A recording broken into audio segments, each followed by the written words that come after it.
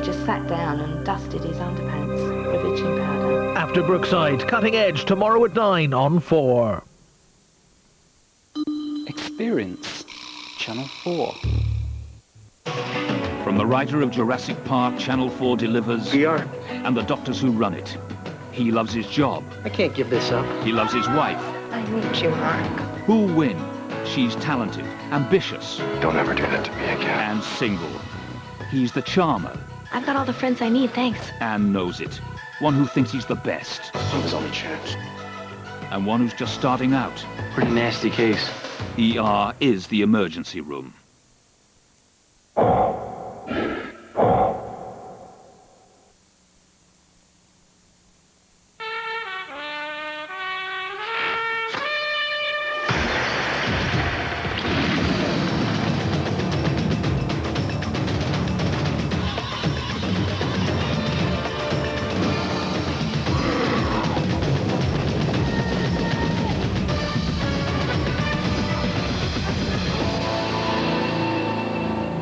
Hey, Mom, what's going on? You've never guessed where I am. Miami.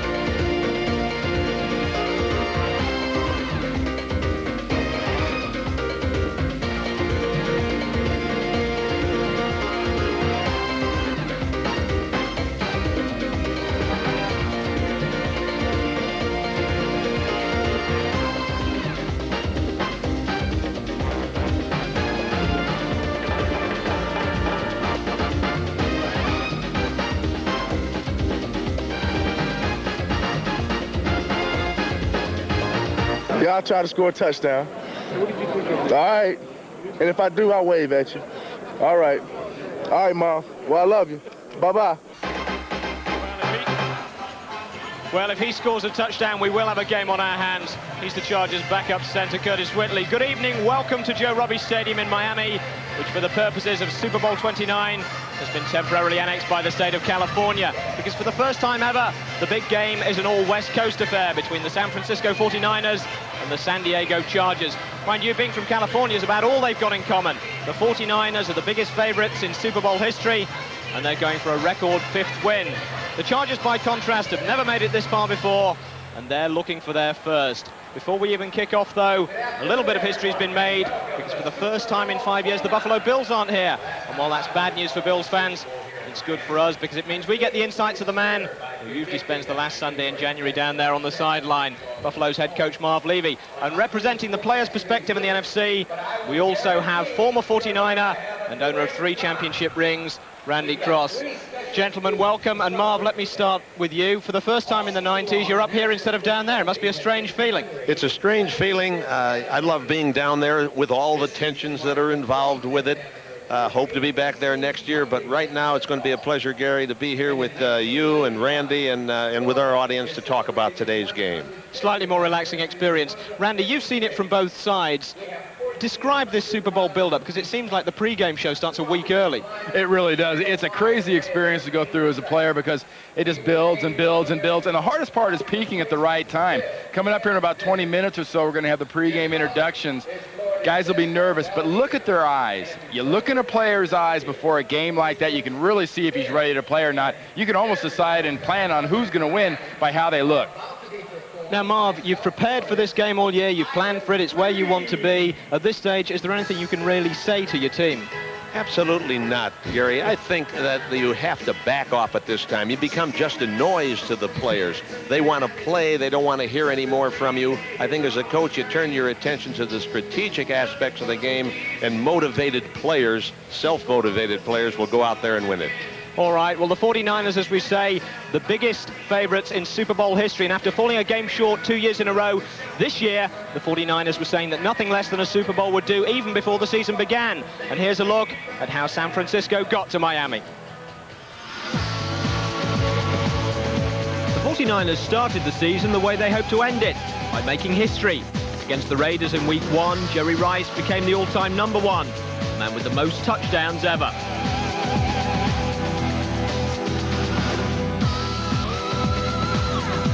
In Week 2, though, a piece of 49er history came back to haunt them. Behind an offensive line weakened by injury, Steve Young, the former apprentice, was no match for the old sorcerer.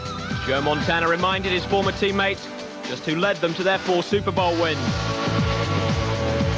A week after that defeat, the Niners acquired the final component of a revamped defense aimed at landing them #5. I'm going to fulfill my dream to win a Super Bowl here in San Francisco and hopefully continue this relationship with San Francisco. In Week 5 against the Eagles, though, the 49ers looked anything but Super Bowl material. Key lineman still hurt, Steve Young took another battering on the way to a 32-point defeat. Let go with some verbal abuse of his own. George Seifert pulled him off for his own protection. By the time the current Super Bowl champions came to Candlestick, the Niners were healthy again physically. But the benefits of winning were largely psychological. After defeats by the Cowboys in consecutive NFC Championship games, San Francisco needed to prove that they could beat Dallas if it came to a third.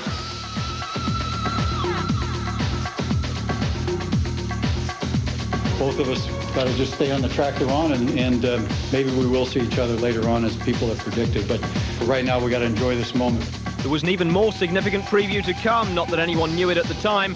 In December, the 49ers went to San Diego and beat the Chargers 38-15 in a game that showcased their brilliance on offense and the huge strides they've made on defense.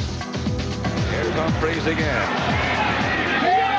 Pass is picked off by Deion Sanders. And he's leaving. Deion makes the high step. He's not done yet. And neither was his team. They put on an even more impressive exhibition in the second round of the playoffs, scoring 37 unanswered points to dispatch the Bears, set up the game their whole season have been geared towards.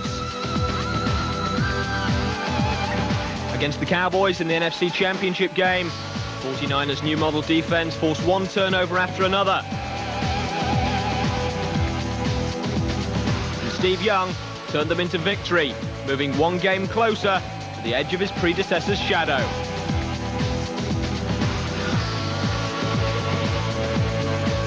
It was a titanic battle. I mean, those guys were so talented and tough and world's champions. And so to come in and kind of dethrone them is a tremendous feat. It really is.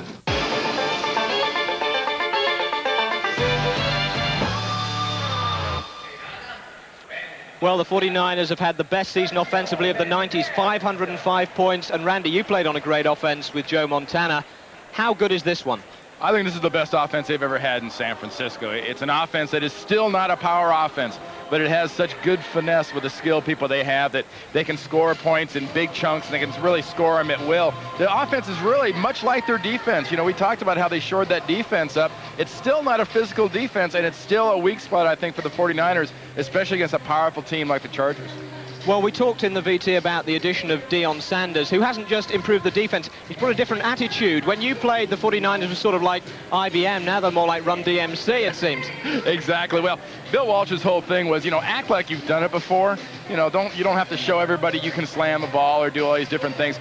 Completely different. George Seifert's kind of turned the dogs loose, and they just go at it and go crazy. I don't like it. It's not my style, but it's also not my problem because I'm not playing. Is it your style, Marv? Would you be worried if your team was this overbearingly confident? Well, I think you can be too overconfident, and that may be a pitfall which the 49ers face going into today's game. They can't help but believe from all they've read and heard how wonderful they are, and I think they are that wonderful. Nevertheless, if they let that seep in too much, they could be in for a surprise. All right, time for a look at the underdogs now. Here's the Reader's Digest version of San Diego's season. In retrospect, the signs of a charmed season were in evidence from Week 1. Stan Humphries' pass to Mark Say put the Chargers ahead, but the win was preserved by a bizarre last-second slip. Incredible! He started to throw it, and the ball just came out of his grasp. And that was the start of a 6-game unbeaten run, punctuated by what was becoming a Chargers trademark, the big play. Against Seattle, they had this 99-yard touchdown catch by Tony Martin. go with a 73-yard interception return by Stanley Richard. In October, they completed a clean sweep of their division by beating one of the preseason Super Bowl favourites, Kansas City. It was their biggest win of the year to date, and the strongest showing from their power back, Natron Means. It was one of those times in the game where our offensive line had got it going, I got a couple of good runs back to back that kept giving me the ball. It just goes to show that the confidence that the coaches have in me, and it makes me feel good. The feel-good factor finally evaporated against the team that helped generate it in Week 1. This time, though, it was the Broncos making the interceptions, and San Diego lost their first game. And the following week, they lost their leader on offense, Stan Humphries, going down and out with a dislocated elbow in the win over Seattle.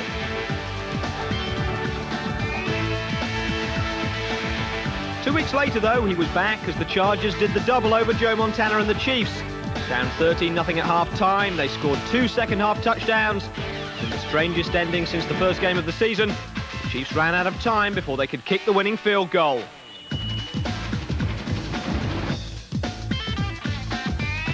No drama in Week 16, though, just an overpowering performance against the Jets to clinch the division. I don't think I've ever wanted a game more because we just wanted this championship so badly. When you work as many hours and as long as we work, you just feel like you got to have it. In the divisional playoff game, San Diego went 15 points down to the Dolphins, but again proved their second-half strength. With just 35 seconds left, Stan Humphries hit Mark Say, put them ahead by a point. Unlike the Chiefs, though, Miami managed to stop the clock for the potential game-winning field goal.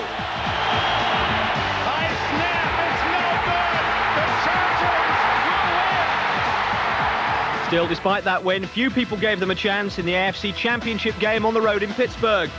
By this time, Bobby Ross had his team relishing the role of underdog and thriving on it. When it came, the 14-point second-half comeback was almost expected. And this time, the Chargers needed no help from the opposition in the final seconds. On the last play of the game, they stopped the Steelers at the goal line. Nobody's believed in us but ourselves, and we've played that way all year long. In order to get here, we had to believe. Yeah. And we believed from day one, from day one. What evidence was there? Why not? If we don't believe, who else is?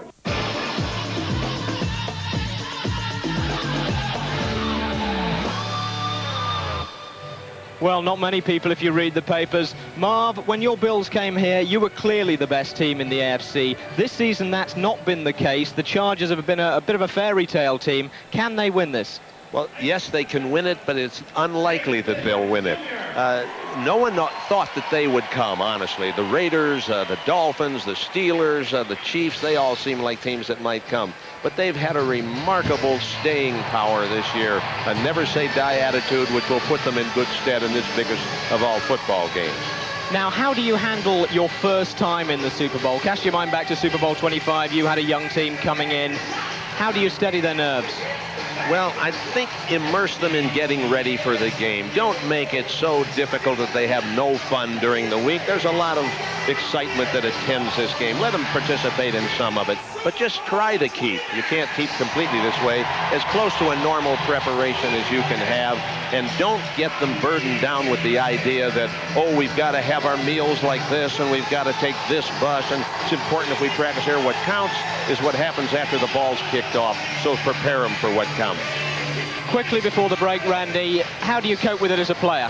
I think if you're a Charger coach or a Charger fan, I expect San Diego to come out and not come out nervous. I expect them to come out and just hit the 49ers in the face. If that's jumping off sides or something, they've got to make a point that, hey, we're here, we're going to be here all night.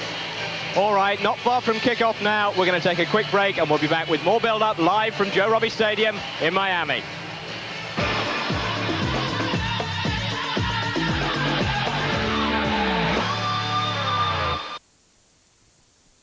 At Volkswagen, when we launch a new car, we like to drop it. But because this new Polo is so solid, we thought we'd really drop it.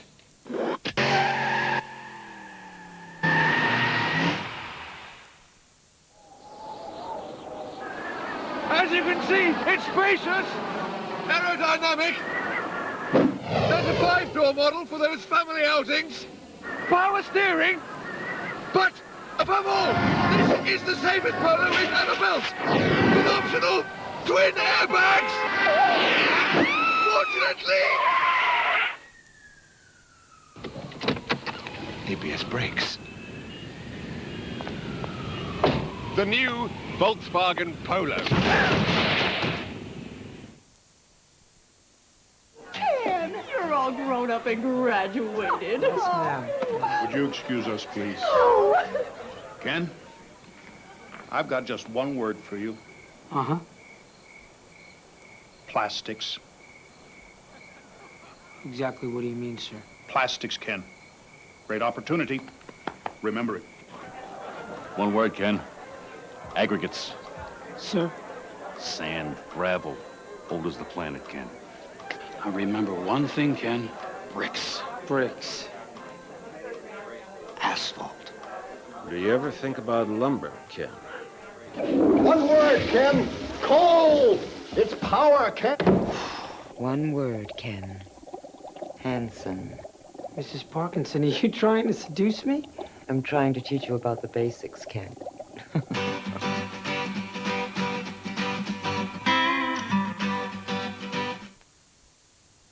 To help you cope with the unexpected, our financial plans adapt. Ally Dunbar, for the life you don't yet know.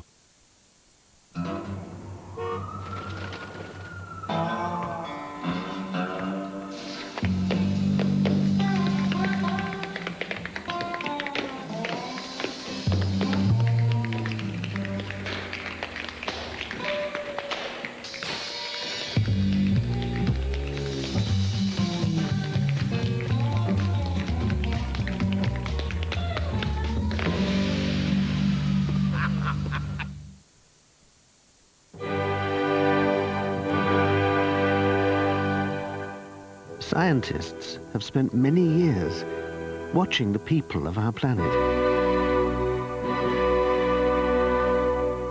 trying to understand the fundamental things that make us tick. It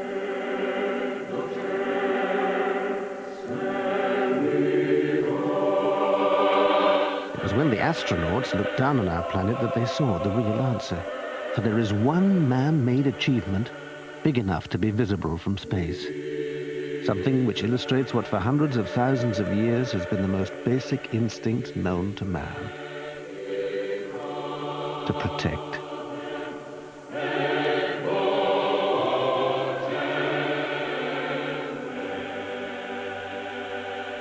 Norwich Union.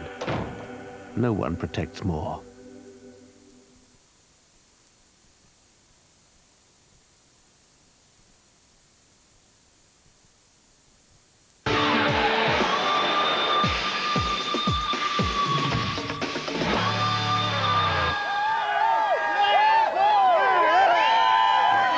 Well, their team has never been to the Super Bowl in its 36-year history, and the San Diego Charger fans are going to enjoy this day, whatever happens.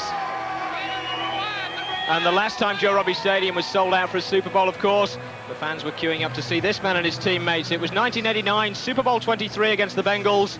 And Randy, your last game, not a bad way to go out. That was the perfect way to go out. I announced my retirement that Wednesday. We won in spite of some of the mistakes I made that night, but I have a very special place in my heart for this stadium because this is the place I win out. You know, remember when we played Cincinnati 6 years ago, we were the highly favored team, and it took this drive at the end of the game and left 36 ticks on the clocks. But, you know, John Taylor caught that touchdown pass and made me feel good because, like I said, I made enough mistakes that we could have lost that game. One of the greatest comebacks, probably, if not the greatest in Super Bowl history. Were you aware of it enough to be able to enjoy it at the time? Oh, without a doubt. I mean, we went through the entire process, playing bad, coming back, winning the game, celebrations in the locker room there with Eddie DeBartolo, our owner, who I think is the best owner in the business, really. And that's what it's all about. It really is. I mean, I've got 3 of these, and to me, this is my last game. So this is the one that was probably the most special to me because it happened here in Miami on my last sort of crack at it. All right. Now, Marv, what do you think going into this game? The Chargers, what do they have to do to win the game? Run the ball? They have to run the ball. They have to run it well. Natron Means and their style of offense helps them run the ball. We're going to review, I think, a little later, maybe some keys to victory, and maybe we can detail them then. But here's Natron Means, who is a wonderful runner, and the key to their offense, he along with Stan Humphries. But for Humphries to be effective as a passer, the Chargers, with Means as the focal point of the attack, must be able to run. All right, and Randy, here are a couple of the players that the 49ers signed in the offseason specifically to stop that run. They really did. Inside linebackers, Gary Plummer, number 50 there in the middle of the screen, and his cohort, former Dallas Cowboy, stopping his ex-teammate Emmitt Smith here, Ken Norton, number 51. They've done a great job running into the ball. They've been really lucky in having two young defensive tackles in Brian Young and Dana Stubblefield to clear the way for them so they can run to the ball. But they're going to be extremely important for the 49ers, because if they can stop Natron Means, that puts all the pressure on the passing game. You make San Diego continue to make those huge plays. The highest profile signing of all, though, was Deion Sanders, and he has changed the team. We talked about him changing the personality of the team, but he's certainly changed the way they can play defense, hasn't he? He really has. I mean, he's got them strutting, he's got them happy, he's got them talking, doing all the wild stuff. But what it enables you to do is you put Deion in their best guy, and then you play defense with your other 10 people against their 9, because the quarterback isn't going anywhere. So I think it really gives Ray Rhodes, their defensive coordinator, a huge edge. And of course, Stan Humphries loves to go long, Marv, and these are the men he's got to find, Deion or no Deion, Jefferson and Say. Well, he does have to do that, yet their wide receivers, count Tony Martin in that group too, are not a particularly awesome group.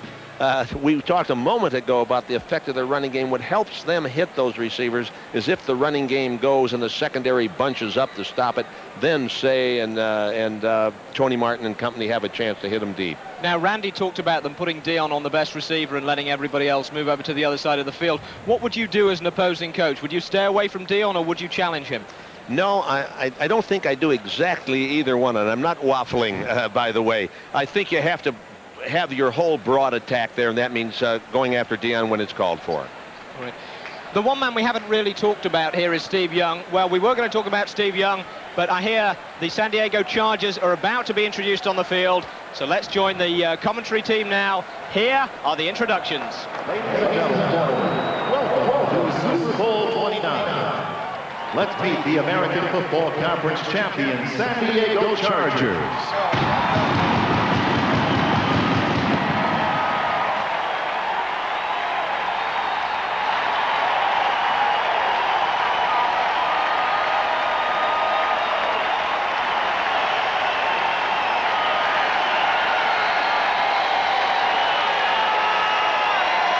And now, here are the Chargers defensive starters.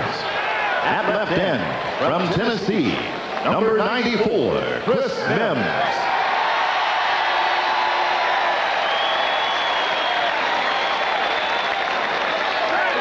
At left tackle, from North Alabama, number 98, Sean Lee.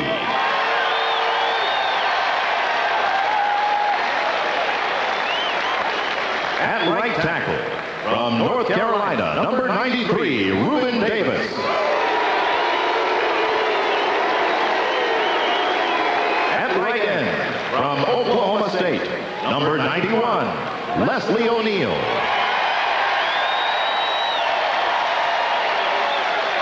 At linebacker, from Virginia, number 92, David Griggs.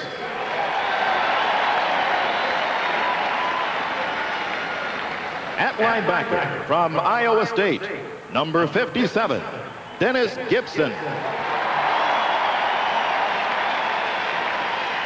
At linebacker, from the University of Southern California, number 55, Junior Seau.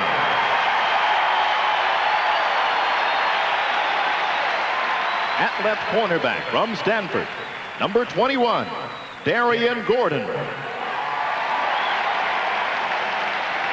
At right cornerback, from South Carolina State, number 28, Wayne Harper. At strong safety, from Northern Arizona, number 29, Darren Carrington.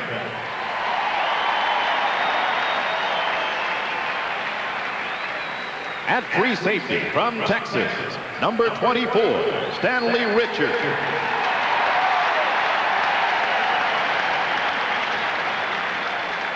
And head coach of the Chargers, Bobby Ross.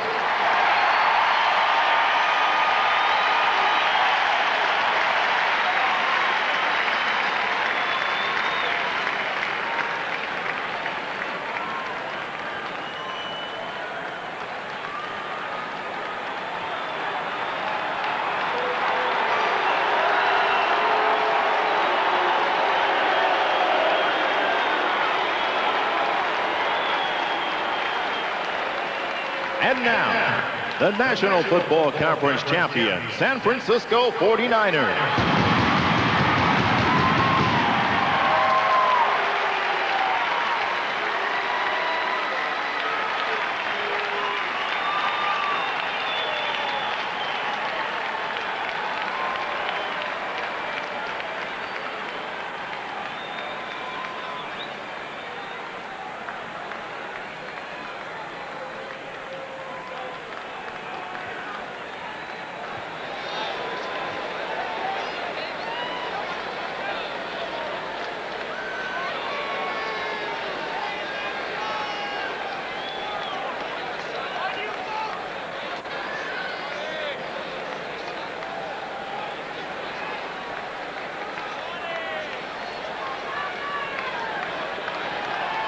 Let's meet the 49ers offensive starters. At split end from Delaware State, number 82, John Taylor. At left tackle from Auburn, number 74, Steve Wallace.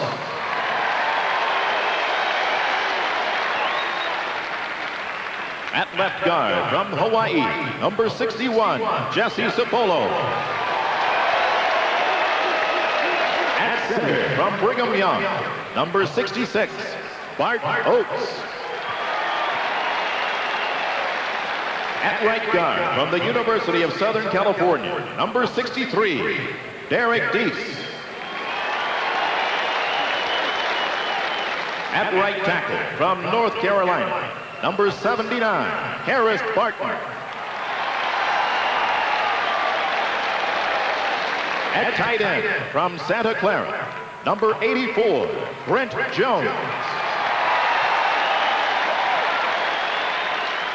At flanker from Mississippi Valley State, number 80, Jerry Rice.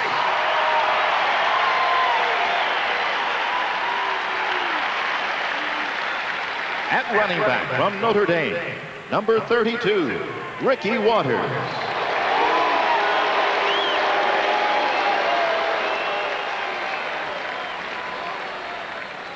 At fullback from Florida State, number 40, William Floyd.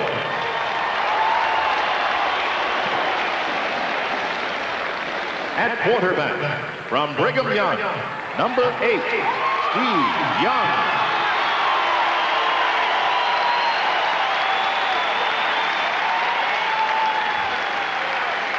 And the head coach of the 49ers, George Seifert.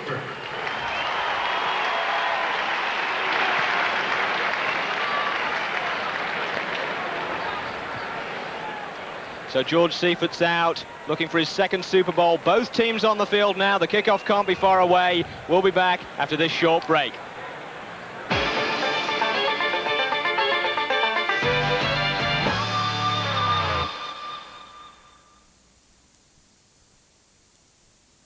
Isn't it wonderful?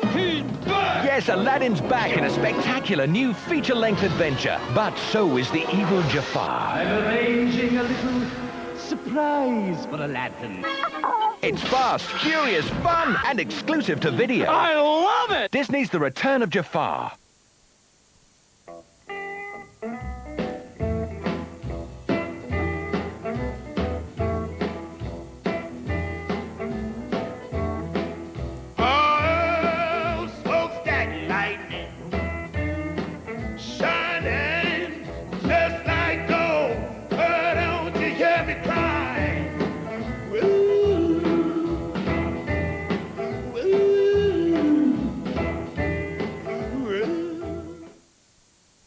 first thing a stuntman learns. Belief is everything.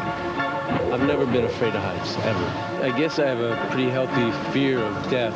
You conquer fear through knowledge. 1 centimeter this way or that way, and it's 400 miles down. I've got to know this car is going to deliver. Control! I'm a control freak! When I ask it to do something, it responds.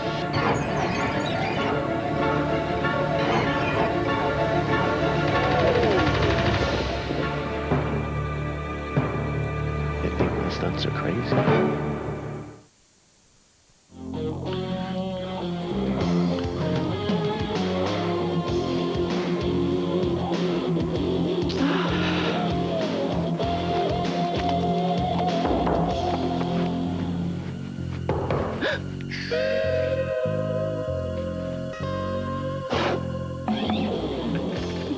Durex. Don't just buy them, wear them.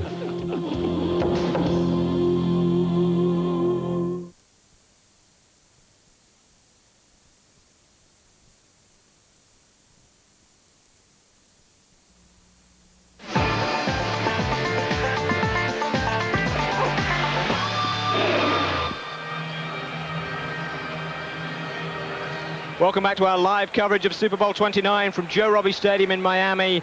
And just before we go to the national anthem, Randy, the man who got the biggest reception there was Jerry Rice, a man who said he may retire after this game. Not a chance. Jerry Rice is going to hang around. Jerry Rice is going to play. The reason he got the hand he did is he's one of the all-time great NFL players, and the last time he was on this field for a Super Bowl, 11 catches, 215 yards, backed it up the next year with 3 touchdowns against Denver. He's a guy that plays his best and has his biggest games in the biggest games.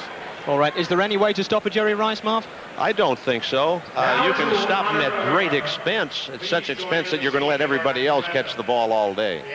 All right, just about time for the anthem now, and singing this year is Kathy Lee Gifford, the TV star over here, and the wife of Frank Gifford, who, of course, used to do the honors for Channel 4 on this show. Actually, there's a bit of a Gifford theme to this Super Bowl, because Frank will be up a little bit later as part of the commentary team. Here's the Star Spangled Banner then, sung by Kathy Lee Gifford, and signed by Miss America, Heather Whitestone.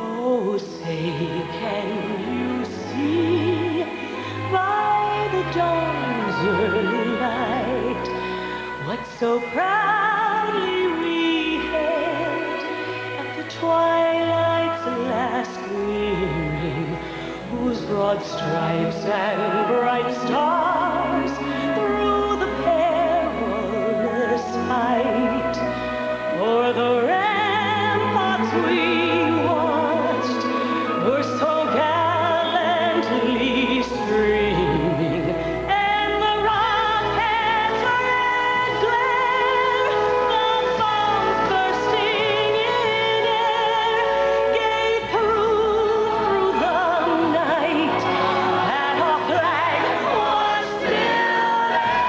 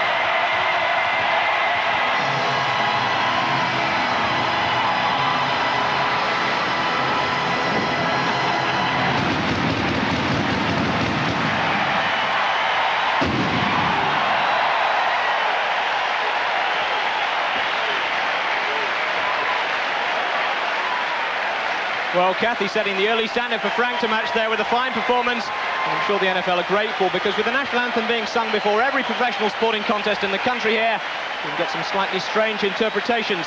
Here, with apologies to Marv, Randy, and any American expatriates tuning in, is what we mean.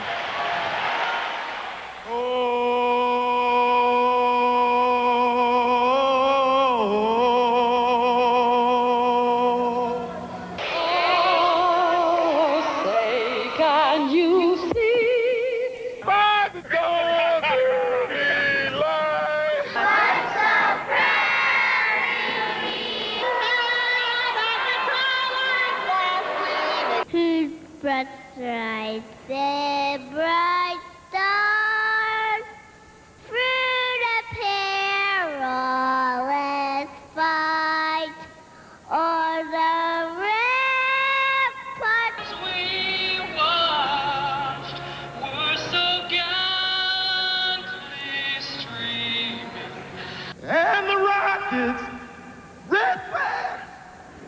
Uh-oh.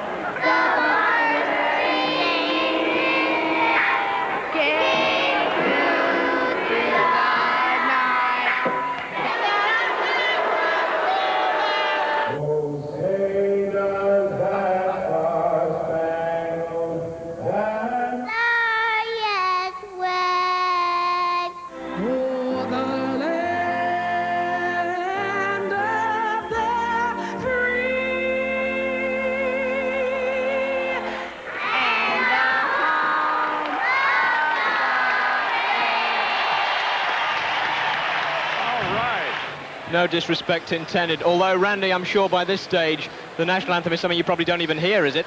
Not really. That's a signal to you that we're ready to go. The game's going to start. We're going to kick it off and get going. And all those people there, they didn't have the pyrotechnics and everything else that Kathy Lee had going. Not quite. They had their own unique appeal. Marv, just before we go to the game, the San Diego Chargers, huge underdogs. What do they have to do to win this game?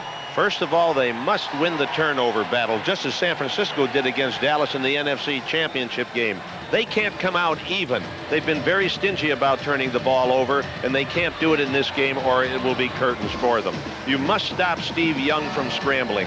Yes, Ricky Waters is going to run, William Floyd is going to run, but if you allow them to have the dimension of Steve Young running also, you can't win. They shouldn't give up big plays. That means Jerry Rice, give him the short stuff, let him throw to the backs out of the backfield, but no bombs. And the special teams must score. They're great kick returners. Darian Gordon and Andre Coleman, one of them has to come up with a touchdown in order for them to pull off this monumental upset. Possibly the only area of the game in which the Chargers have a real edge is special teams. But I want to take you back to turnovers, because you've made a special study of turnovers and how they affect the outcomes of Super Bowls. I've kept statistics on all games played in the National Football League over 20 years. The team that wins a turnover battle by 2 or more wins 88% of the time. In the last 10 years, the NFC is up 37 to 11 in turnovers, and they've won 10 straight. All right, time for the coin toss now, and to mark the NFL's 75th anniversary, 4 players voted onto the NFL's team of all-time greats will handle the proceedings. Otto Graham of the Cleveland Browns, Ray Nitschke, the old Green Bay Packers linebacker, Gale Sayers, the former running back for the Bears, and Mean Joe Green, the man who was the heart of the Steel Curtain defense for the Pittsburgh Steelers, and now, of course, is an assistant here in Miami. So here is the coin toss for Super Bowl 29. Joining them are 4 members of the NFL's 75th anniversary all-time team. Pro Football Hall of Famers Otto Graham, Ray Nitschke, Joe Green, and Gale Sayers.